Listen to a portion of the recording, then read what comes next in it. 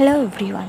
আজ আমাদের বাড়িতে পুজো ছিল, সেজন্য আমি এদিকে জোগাড় যন্ত্র সব করে নিচ্ছিলাম, কারণ ওদিকে ঠাকুর মশাই চলে আসবে। তার আগে আমাকে সব কিছু রেডি করে নিতে হবে, নয়তো বড্ড লেট হয়ে যাবে। এই জন্য আমার শাশুড়ি মা আমাকে দেখিয়ে দিচ্ছিল, যেহেতু আমি এই বাড়ির প্রথম পুজোটা দিচ্ছি, সেই জন্য কীভাবে কী করব সবটা উনি আমাকে গাইড করে দিচ্ছিল। যেহেতু আমি এর আগে কখনো এই পুজোটা করিনি, তাই। আর যেহেতু আমি বাড়ির বউ এবং বাড়ির বড় বউ, সেই জন্য আমাকেই পুজোটা করতে হবে, তাই। Hello everyone. আজ আমাদের বাড়িতে পুজো ছিল, সেজন্য আমি এদিকে জোগাড় যন্ত্র সব করে নিচ্ছিলাম, কারণ ওদিকে ঠাকুর মশাই চলে আসবে। তার আগে আমাকে সব কিছু রেডি করে নিতে হবে, নয়তো বড্ড লেট হয়ে যাবে।